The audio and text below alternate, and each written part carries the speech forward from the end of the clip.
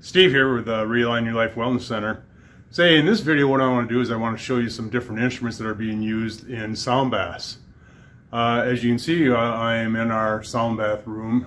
We have many different instruments that we use for a sound bath. Let me go over some of them with you. I'm going to turn the camera around. So here we have the Native American flute. That's just fantastic. You know, that's a great instrument to be played in a sound bath. I know that attendees to our sound bath just love it. They always make a comment on how they just love the sound of the Native American flute. The xylophone, again, you know, that has its place. You know, you have to think about when you're mapping out your sound bath, just what instruments you're going to use and in what order. And we have a keyboard. And then in that bag there, I actually got a handheld crystal bowl with a hollow handle. Just amazing resonance that comes out of that thing. Down below here, I've got my bass frame drum. That is just amazing when you played it over the body of the attendees. We have Tibetan bowls. And we have quite a few selections here. But again, you know, depending on what striker you use, you can create different tones on the bowls. It's just amazing. You can see the long-handled blue cotton tips that I have there, striker. That creates a nice sound. Then we have the wooden strikers, and then we got the rubber mallet. This here mallet here, I generally will use when I am doing quantum touch with sound. It creates such a vibration and a deep tone of the bowl. It's just amazing.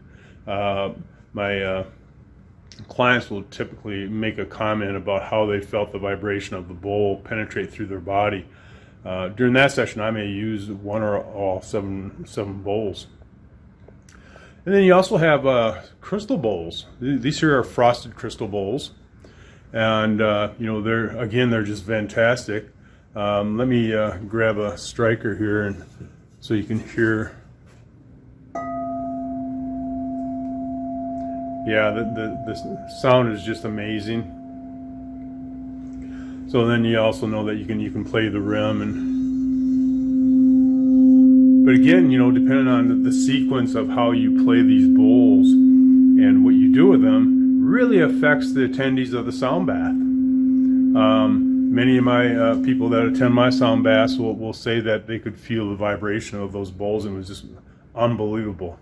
And it's because of the sequence that I play the bowls and how I play them.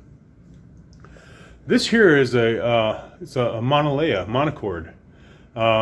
Just a beautiful instrument. It's a string instrument, obviously, but this here, I don't know if anybody else I've ever seen use a monolea, you know, in a sound bath. I've been doing that for a couple of years. Just love it. That's why it's in the center of my instruments. I just love it as a centerpiece. But yeah, again, you know, there's this here is the note of F. That's what I have here. But again, it's the sounds that you can make, and it's just amazing how it affects people. That instrument can actually be played on the body. So that's what sometimes I will do that in some of my quantum touch with sound sessions. And here we got a chime, which is, again, you know, it's just amazing, you know, when you start using these and the sounds that you can create from them. But you may use those at the beginning, at the end. Again, it all depends on how you mapped out your session. As you can see, I got the little chime in the back there. Again, you know, depending on how you mapped out your sound bath, you may play that periodically through the sound bath. And then I got the gongs up there. You know, those are pretty amazing. Again, you know, we got different note gongs, and so it creates different sounds. You know, I've got quite a variety of mallets for the gongs. again, based off of what I'm using as a striker or a mallet, affects the sound that will come from the gongs. So keep that in mind. So as you're doing or getting ready to do a sound bath, think about the instruments and the mapping of what order you're going to play the instruments. I typically like to do where I do activating sounds first, and then slowly bring people into a calming state all the way through the end, and then I bring them back into grounding. Here we got a crystal pyramid. Again, this here is just wonderful. When you tap that, the resonance is just amazing. I typically will tap it and spin it and play it right over the body of people that are in the sound bath. I've had several people, as I did that, open up their eyes to see what it was that was being played over them. Right behind it here, this here is a tongue drum. The tongue drum is just amazing too. Again, you can have just play different sequences, different notes, and you can use it in a combination. I actually use it in a combination with the crystal bowls and the monochord. So that's really quite amazing when you do that.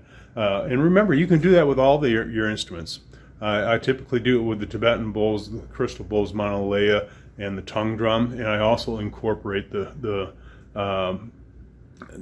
gongs into it too. So it's really cool what you can do with when you're playing like an F note on the monolea and the Tibetan bowls and the crystal bowls and the tongue drum. It's just amazing the sounds that you can create. This here is a lyre harp. Again, I love this. I love the sound of it. Again, it's really a nice calming effect on people. So that's why sometimes I'll use that midway or towards the end of my sound bath. Here you have koshi chimes. Koshi chimes are just wonderful. They have different sounds. We actually have earth, water, fire, and air. And I use those in a combination when I do my sound baths. And again, I walk and play them over people, and they just love it. And this here is a koshi chime, or excuse me, that's a tingsha. The tingsha, generally will use that to clear my space and instruments before every session. But it's great to even clear your attendees. And over here I have a kalimba. That again, that's a fun little instrument to play. Here's a wah-wah stick. You've probably never heard of that, but that's exactly what it is. It just wah wah wah wah. And if I could use both my hands while videotaping this, I'd actually play it for you. But it's pretty cool. Here we have Silvestrio tubes.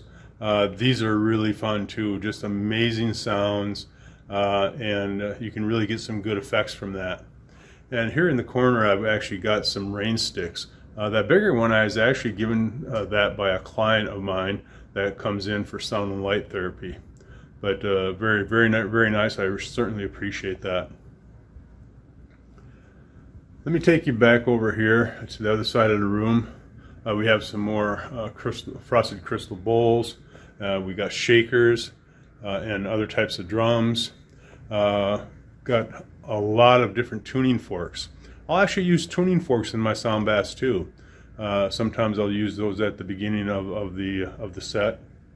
But it's really, really amazing, the sounds that you can create with the tuning forks. So this is actually the setup that I have in our sound bathroom. Just love it. We typically will put on sound baths every other Thursday at 7 o'clock at our wellness center here in Mesa, Arizona. You can actually sign up for those through our meetup group, or go to our website, realignyourlifeaz.com, and you can sign up for them. So, well, hopefully you found this useful. If you are beginning to do sound baths or are thinking about it, you might even use some of these instruments just for your own meditative or your own little meditation room. So very, very cool. So I hope you enjoyed this, and until next time, be healthy.